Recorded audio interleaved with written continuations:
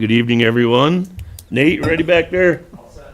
Oh, good. It is Tuesday, March 31st, 2026 at 6 p.m., and this will be the official April meeting because of the election next week, so we moved it to the 31st. And a call to order and invocation. Father, we ask for wisdom, guidance, and discernment in the decisions we make that affect our village and its residents. We also ask you to watch over our police, military, and all who serve. Roll call, please. Trustee Keller? Here. Trustee McGurran? Here. Trustee Nelson? Here. Trustee Pike? Here. Trustee Porter? Here. President Wecken? Here. Okay, item 2, review and approve minutes from the regular board meeting of March 3, 2026. Is there a motion? Move to approve. What's that? Move to approve. Thank you, Brian. Is there a second? Second. Is it John? Yes, Thank sorry. you. And any discussion, corrections, or amendments? Hearing none. All in favor as the minutes as presented, signify by saying aye. Aye. Thank you. And item 3, comments from the floor, limited to 3 minutes per speaker. Opportunity for the Village of North Hudson residents, property owners, business owners to make the board aware of new topics, issues, opportunities not on today's agenda for consideration for future meetings. Excuse me. Is there anybody here that wants to address anything that's not on the agenda? Hearing none. We'll move on to item 4. New business from the board or staff. Like I said, it's the April meeting, and I just want to hope that everyone has a blessed Passover. It starts tomorrow, and then have a blessed, safe, happy Easter this weekend. Gina? Got a couple of things. Election, as you mentioned, is happening a week from today here at the Village Hall, so April 7th from 7 a.m. to 8 p.m. So if you haven't come out and vote yet, we'd love to see you next Tuesday.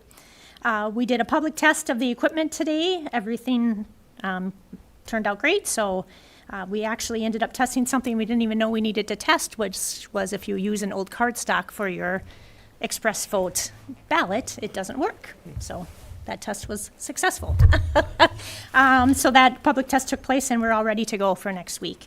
In-person absentee ballots, in-person absentee voting, will continue through the end of this week, but again, limited hours, so please look online for those.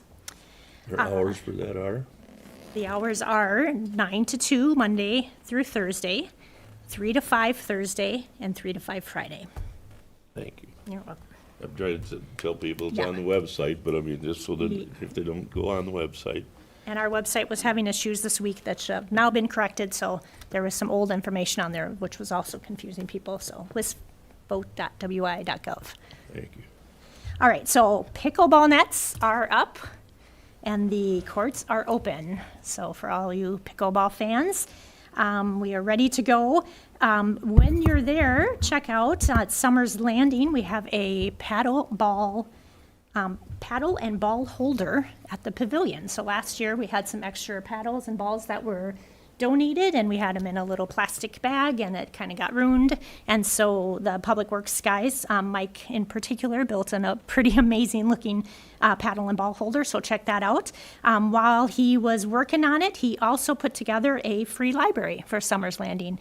That came as a request through one of our submission forms. That was a good idea, especially with the pickleball courts up there in the pavilion. So one side has the pickleball holder, and the other side has a free library. So we encourage everybody to bring your books and go check out the new free library. It's built very well. So he did a great job. So we're excited to have both of those. And there's going to be one at Glen Oaks coming soon as well. We also have a new memorial bench program. We did put that out as well. And so if anyone is interested in honoring a loved one that has ties to the village at all, we have some information out in front there and at the office as well. If you'd like to participate in the bench program, we'd love to help you with that. So is that literature that a person can take with them? Yes. It's right out front. I can get it out of the office, yeah. Okay. We have one just to review up on the board, and then we have some copies in the office. Very good. Yeah. We do have an open position right now for a part-time public works seasonal position. So summer, think mowing, winter, think plowing. So if you're interested in that position or know anybody that is, please have them check out our website, and you can find that application out there. With our website, as I mentioned earlier, we have a couple of different ways for people to provide ideas, concerns, feedback to the village. What's great about these submission forms is then it comes into one central location, we can track it, and then as the staff, we're able to make sure that that feedback gets to the right committee or board. And so that's really where a lot of the discussions happen. That's where a lot of things get flushed out before it makes it here. So it's a great way to get information in so that, again, we can disperse it to the proper committee or commission. So we've got 3 different ways that you can bring your ideas forward. One is just a general request for consideration. So again, just general feedback. We have something specific for park improvement. Those are obviously going to the park board, and Mary as the chair, and she's been taking those in. I think that's our most popular form as of right now, which is fantastic. And then we also have a non-emergency public works request. So if maybe potholes or some sidewalk concerns, something that isn't immediate that you want someone from the public works department to look at, there is a form for that. And again, that goes straight to their board, and anything Matt can't resolve, he'll bring into that committee. So thank you for those who have been using that. It's a great way to submit your feedback and get stuff on the radar. Obviously, we always welcome direct communication, but these forms just offer another convenient way to stay engaged. So thank you for that. In February, again, we're always 1 month off for our building permit. We had another 2 come through, about 1 HVAC and 1 unitemized, an alteration. And we had a new peddler license approved this month, and again, that's for the Sweet Treats ice cream. They've been in town in the village for a while. They have renewed their peddler's license starting in May. That's it. That's what I got. Thank you very much.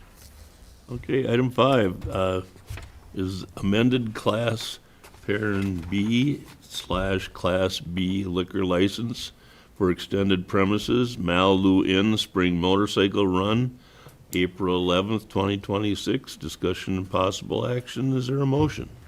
Stan, I move that the Class, quote, B, quote, Class B retail license for the sale of fermented malt beverages and intoxicating liquors for Malibu Inn be temporarily amended for an event taking place April 11, 2026, with the following conditions. Number 1, sale of alcohol to be extended to the parking lot area of Malibu Inn.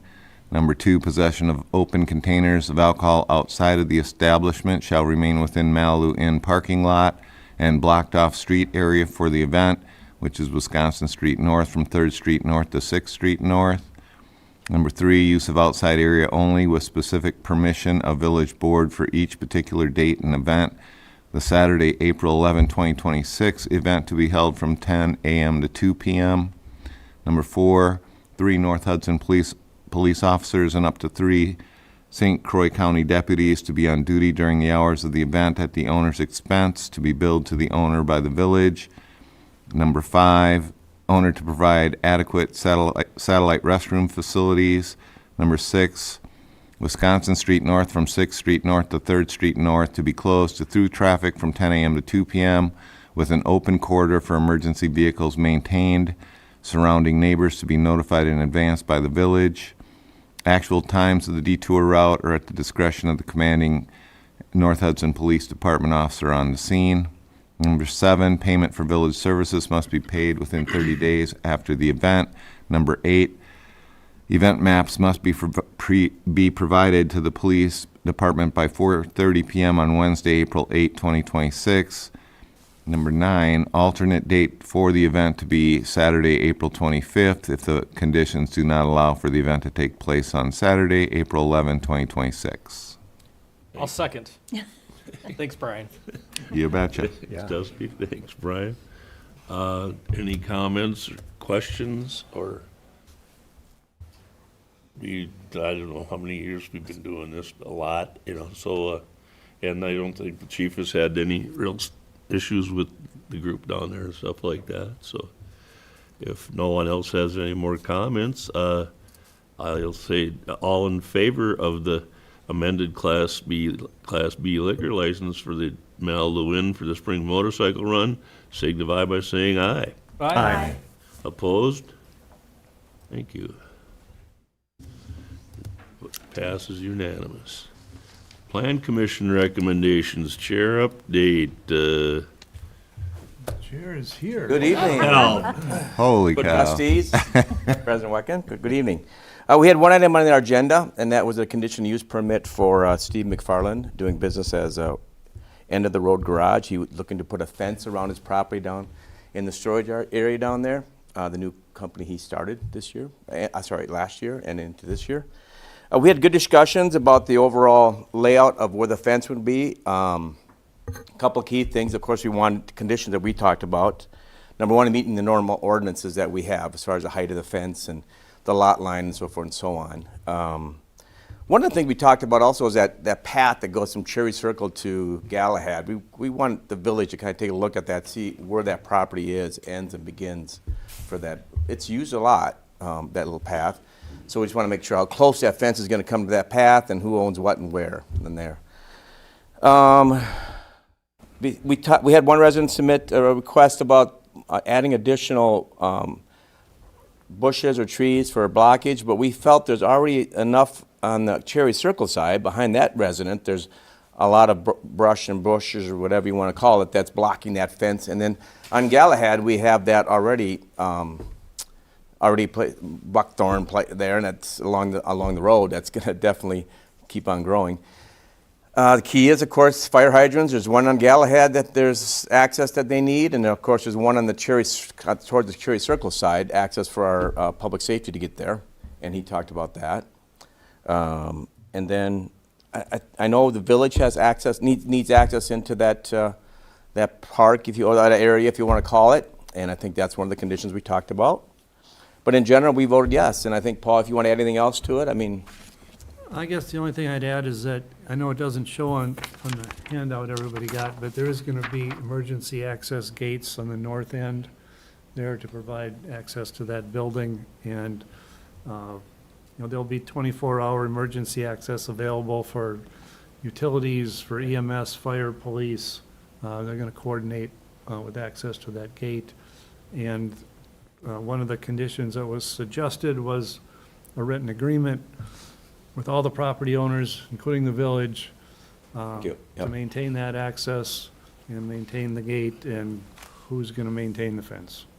So, other than that, everybody was real supportive, thought it was a good idea. Yeah, we had comments that Steve talked to the chief and talked about people who come down into there. This is going to kind of control some of that activity of people in that area. I call it a park, but it's not, whatever the hell it is. But I mean, I think it's good. It's awesome there because I go down there quite a bit and walk, that path, and I see activities down there that I don't think people should be there. So I think this will help protect that. So. Tim, do you want to talk about the hours too? I think that question came up, and it's not, the gate is for after hours, if you will. Yeah, exactly, because of course the village, and then if there's other businesses going in and out of there. So it's going to be, I can't remember, Gina, what the time we talked about?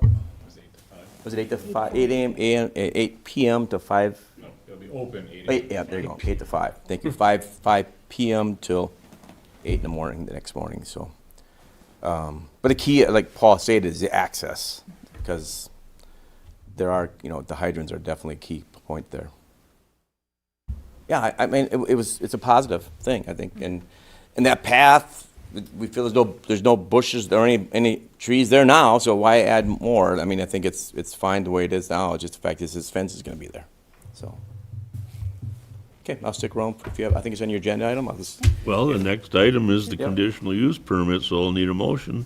Stan, it's motion seeking approval of the petition for a conditional use permit by Steve McFarland, DBA End of the Road Garages LLC, to construct fencing and gates at the existing facility located at 207 Monroe Street North, PIN number 161-2022-90-000, with the following conditions per the Plan Commission recommendation.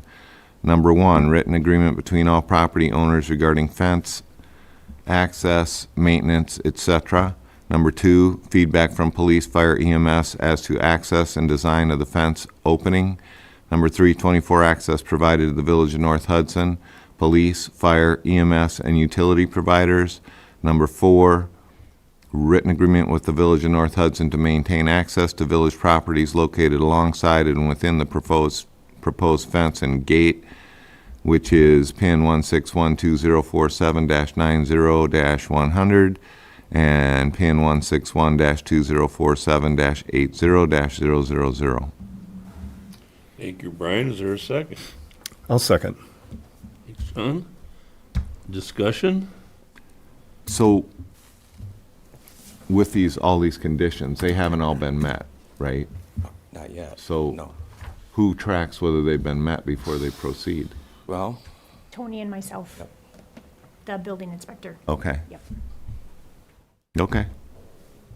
So all of the property owners have to sign off on point 1? Okay.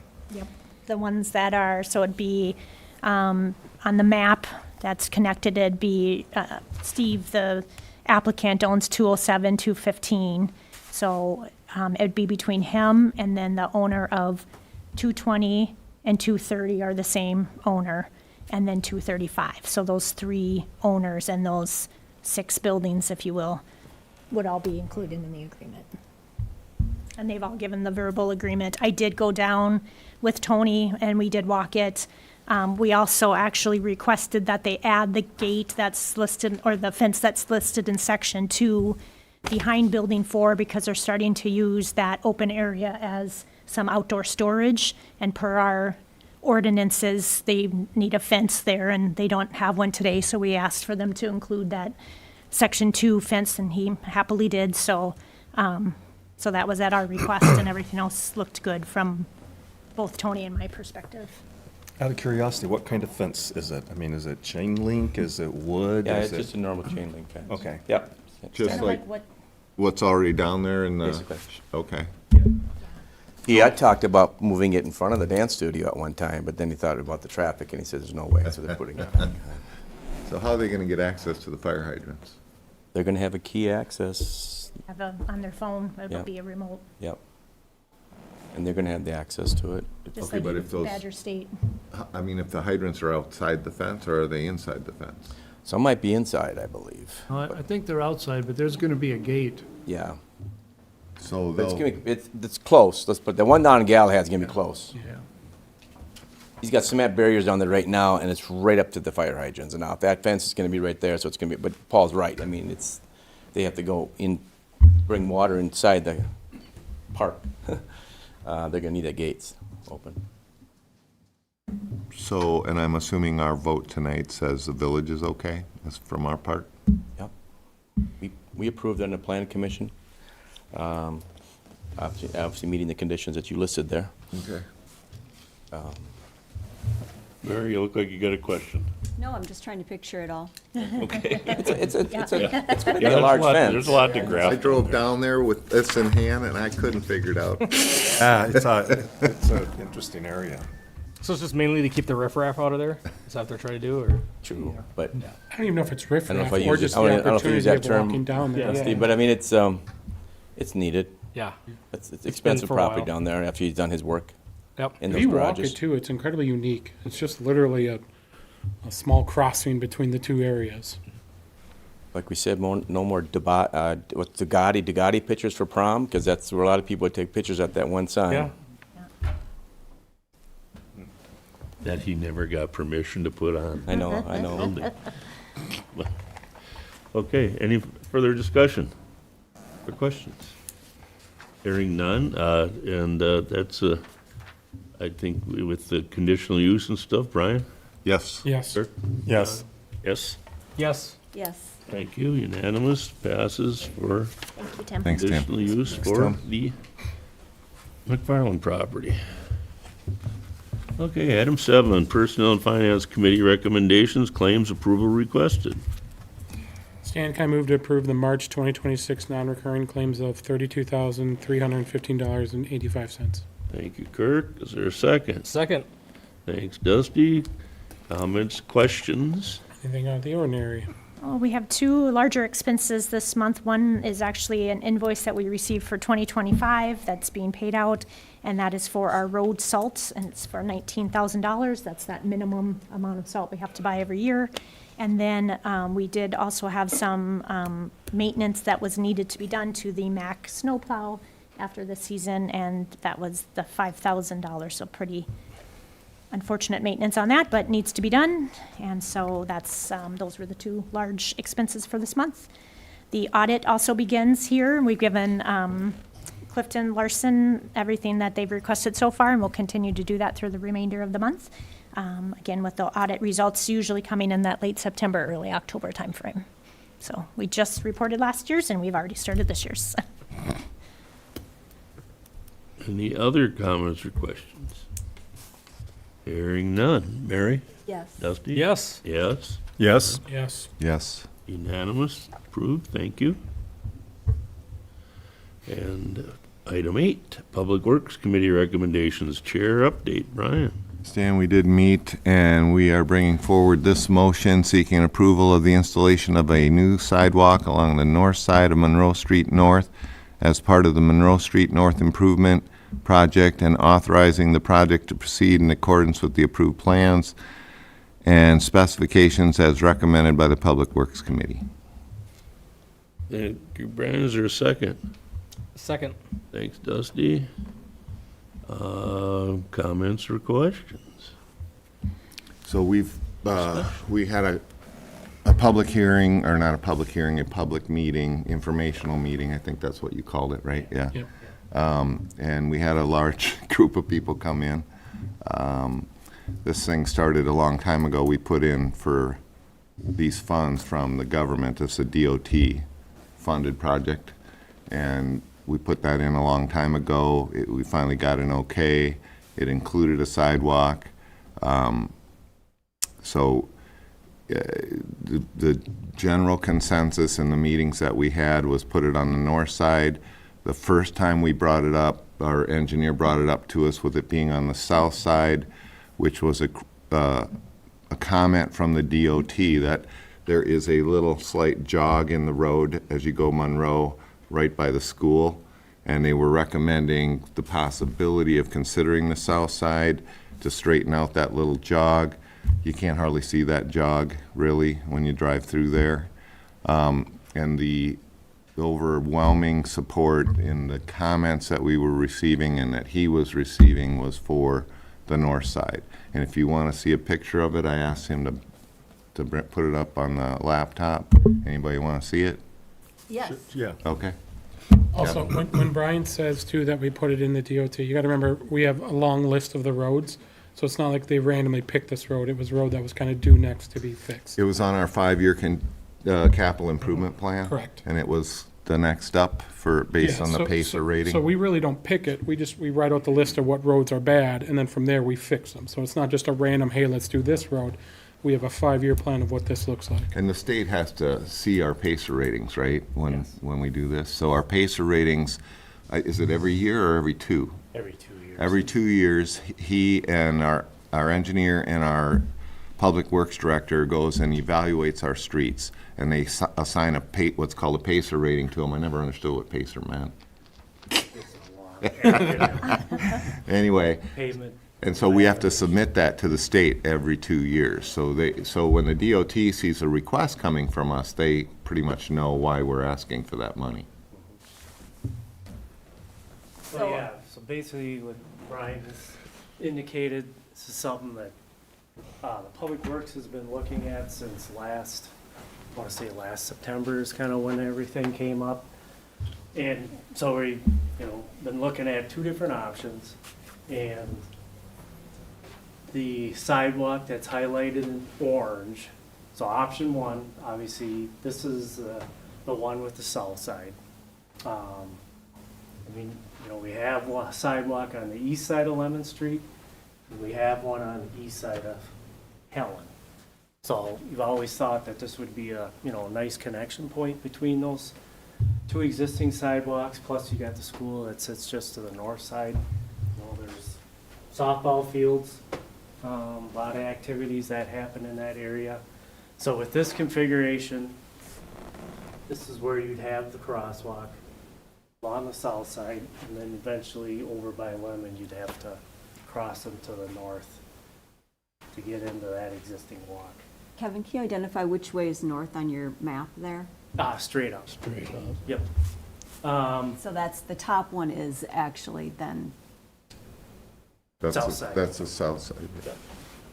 You know, unfortunately, the right-of-way itself, it's only 50-foot wide. Standard ones are 66, so you're trying to fit in, you know, this street's basically a rural section for the most part. So with this configuration, and again, this is all tied into the DOT funding, STP urban funding. So it's gonna be upgraded with curb and gutter, storm sewer, and then the sidewalk itself. The road is gonna be widened out to some degree. It will accommodate for parking on one side. And like Brian has indicated, you can see, for some reason, the right-of-ways are offset. The intersection, the road to the south, St. Croix Street, kind of the same configuration. Fortunately, those are somewhat of an offset in them. We typically like to see them straight across from each other, but that's just an existing condition that we've got to work within. And then this configuration puts everything on the north side. Crosswalk on, over in this area, and then it would tie right into the existing walk that sits on Lemon Street. You still, both options are gonna have, you know, we don't necessarily like to put a sidewalk right on the back of the curb. Snow plowing is probably one of the biggest reasons, because you're gonna push, you know, the snow, you're gonna need some storage area for that. This is like a 4 or 5 foot grass area, and we do have mailboxes that sit on this side too, so I mean, you'll be able to put those back in to what's out there right now. And what, you know, we can work within both parameters, but it's truly gonna be what the village wants to see. We have looked at this one a little more. You know, instead of having it's kind of like a straight tangent piece all the way through, we were able to put an angle point in there with a little curve to try to get, you know, wrap this over so it gets closer to that alignment. You want to mention the utilities on the south side and the fire hydrants that the water department brought up to us in our last meeting too? Yeah, so there's, you know, folks know, but there is a existing right-of-way with a cul-de-sac that's never been improved. Not sure why that never happened, but I that never is seen- still there. I never saw it. There's a cul-de-sac.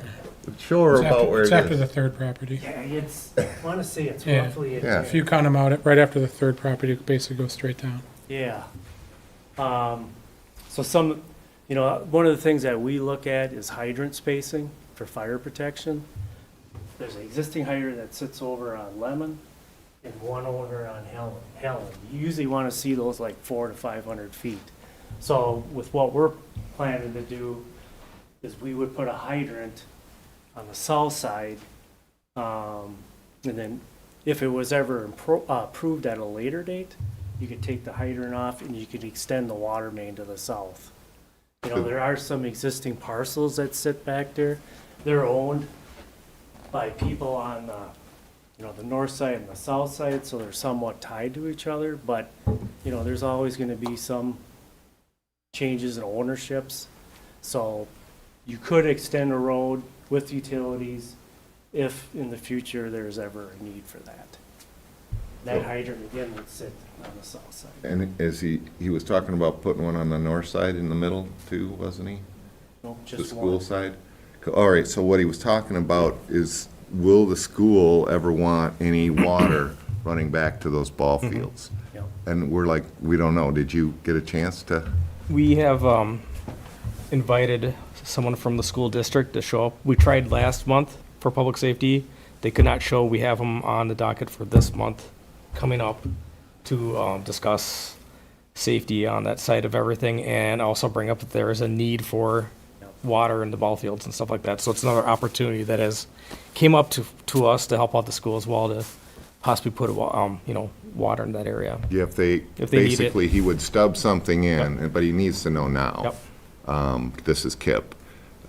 Stub something in for the school, for the ball fields, in case they ever wanted to put some kind of a pavilion or bathrooms or something like that out there by those ball fields. Right. Yep.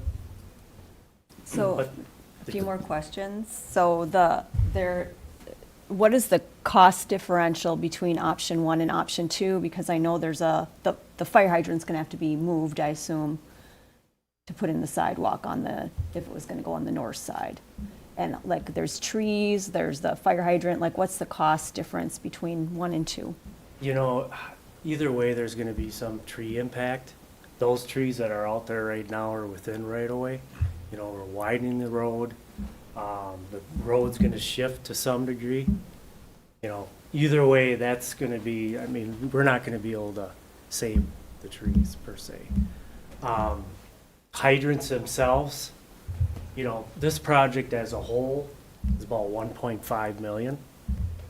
To relocate a hydrant is $2,000 to $3,000. So, you know, when you're looking at that cost, it's kind of a smaller item per se. I'd have to pull out the construction plans and see. The only hydrant that potentially could be in conflict is this one that sits over by Helen. And that was put in with the Helen Street, which was done in, let's say, early 2000. So you're saying it's negligible between option 1 and option 2, the cost? Correct. And then,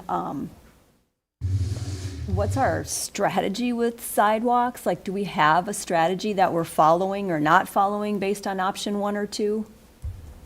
The biggest thing is that, you know, we always want to look at trying to connect sidewalks that are, you know, since you're redoing the street and you got the school that sits out there, I think there is a need. The times that I've been out there, you know, there's been a number of people that have been walking through this stretch. And when you have the softballs with the kids and stuff, I mean, it would be a nice area to be able to pull off to the side and have your kids, you know, drop off and use the sidewalk to get to the ball field. So then would parking be on the sidewalk side or the opposite side? I think if it goes on the north side, the parking would be on the north side as well. You also said too that you had, the parking didn't start right away. It comes up closer than a little bit back, right? Yeah, and that's something that we, you know, obviously, you know, you're gonna get a lot. I mean, we've been out there and met with with Mark. Was it last fall, I wanna say we were out there? Right, about the third week of school. Yeah, and there's a tremendous amount of vehicles that, you know, there's probably, half an hour, maybe 15 minutes to a half an hour. You know, people stage themselves to be able to pick their kids up, you know, at the end of the school year. Our thought was, hopefully I didn't lose that. There you go. So we would set it up so parking per se wouldn't happen till, you know, farther to the east, so you have, you know, the stacking capacity for parents to be able to kind of stage themselves to get in to pick their kids. And they'll be able to, you know, if they're parked here, you know, maybe the kids want to actually come to the vehicles as well. School district won't allow that. Okay. So then, yeah, they'd have to route themselves in close to the school and then pick their kids up. So we had a mix of public opinion on north versus south and the public comment. It was pretty close. No, it wasn't. Yeah, it was. On the written comments that we got, I Written counted them comments, up. Yeah, You thought they were? the written comments were, Oh, okay. it was about 50-50. 50/50? Okay. You want to mention the other utility companies that we're talking about that just put in the south side? Yeah, so XL, when the school, you know, was getting reconstructed, they upgraded their gas main, and that is on the south side. We have we had like a kickoff meeting with the utility companies, they call it an OPM meeting, just to kind of introduce them to the project. And one of their comments that came out from them is they would prefer it to be on the north side. Because, you know, conflicts wise, because you already have the new gas main that sits in there right now. Well, somebody put fiber in there too? Fiber optic or nothing, or that was just the gas main that went in there? As far as I know, it's just Okay. the gas main, yeah. There's a lot of flags that were put in there last Yeah. summer that was on the south side of everything. Yeah. So there's a lot of utility stuff that was going on. Private stuff. And I mean, personally, it's one of those too where like you go by all the schools and you always have a sidewalk that's connected to the school property anywhere you go to. So I mean, it makes more sense to have the sidewalk on that north side for access in there. And then we're gonna be getting more students coming in after the shutdown of Holton. So we're gonna have more cars that are coming there, more students that are gonna be doing everything as well. And it just makes more sense to have it on the north side. And that's another reason why we're having another conversation with the school member or school district member about safety as well and everything. So we're just trying to go through the best bet. But every time you see anything, the sidewalk should be on that school property side. I think of the softball fields too. And That's the softball. hard part too. So like, if you're walking to, because I love the idea of walking to school, walking to softball. So if you're walking to softball and you have kids, are you going to go down and up, as silly as that sounds? Or are you still just going to cut through where it's not as safe? So for me, the softball fields are a big play for it. Well, the reality is there's not really a sidewalk to get there, so you've got a sidewalk, or this would be a sidewalk around the school property, but you still don't have a safe way on most of the different directions to get to that sidewalk, because there's no sidewalk coming down Lemon. Like, it's guess still you're a trying little to- bit of a sidewalk. Yeah, you're trying to apply a safer way, but it's not truly safe to get there. So the other question I have is about the public information meeting that showed it on the south side, and just to make sure that we've done our due diligence with making sure the public understood that there was an option for it to be on the north side. Do we have any concerns about the way that the initial presentation went and before the public was aware that we were considering the south side? When we had that meeting with the public, we had both options up and we showed them everything as well. So I mean, we did do everything that we were supposed to on that and showed them, and they had their opinions and saw everything. Didn't the meeting materials just have the south view from what I've seen in the meeting materials? No, we had both up. Yeah, They saw both. We shared this Yeah. same colored map at At that the meeting, Yes. but posted materials didn't show both, is what I'm saying, the They posted did. materials. Okay. All right, any further questions for Kevin? I just want to be clear, so the statement is the posted materials showed both the north and the south, and the public had adequate information about it being considered to be on the north at the time. For the PIM meeting, yes. And then we had that, And all the, you know, as part of that PIM meeting, everybody was sent out a notice. So they're aware that this was going to be discussed at the Public Works meeting that we had. So that was kind of their time to view everything and provide any comments that they. So you're saying each one of the neighbors that were affected by this got a notice about it? Yep. They got two. we pretty much had almost everybody show up to that, didn't we? Yeah, it was, most of the neighborhood was there. It was a fun meeting. Okay, any further discussion? Well, we have a motion and a second, so let's take a vote. Brian? Yes. Kurt? Sorry, 1 second. Are we motioning specifically where this sidewalk goes? Are we motion? First side. Okay, yes. John? Yes. Yes? Yes. Yes. Thank you. Unanimous for the sidewalk on the north side of the street project. That's all I got. Thank you. Public safety, Yeah, care thanks. update, Dusty. Yes, Dan, we did meet. We were main focus on crypto scams that are going on around the area, especially with elderly people. But in general, there is we're we're getting a lot of scams. A lot of people are being affected by scams, and a lot of times it's having to do with shoving money into these crypto machines that are around, that are in the gas stations. So we next week will be bringing a ordinance to the board to try to eliminate the crypto machines that are there, so we can help alleviate a little bit of this crypto issue that we're having when it comes to scams. At least it's one of those where they can't come into the village of North Hudson to partake in being scammed. So we're just doing our part, and I know that there's stuff that's going on, legislation, state of Wisconsin, that's coming down the board as well when it comes to this stuff too, but it's just one of those too, when you think about public safety, it's not just policing or making sure the streets are safe, but making sure people are not getting scammed and forking money into something and realizing at the end that they just lost, X amount of dollars due to a scam that's happening. So we just don't want to have that happen in the village. So we just want to kind of get that ordinance come out of there. Otherwise, that's pretty much what we did that week. Like I said, we're going to be having a representative from the school district come next week to discuss a little bit more about the safety issues that will end up happening when we're done with the Monroe project, trying to see how everything is going to work and make sure we have a right plan put into place and see if any input on their side, and then also bring up the fact of like if they do need water access for when we're doing this project. And that's pretty much what I have on my end. Thank you. And item 11, chair update for the Park Board Committee. Mary?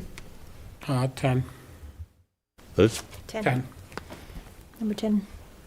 oh, Kirk, oh, You're good. did you guys even meet? Oh, we did not meet.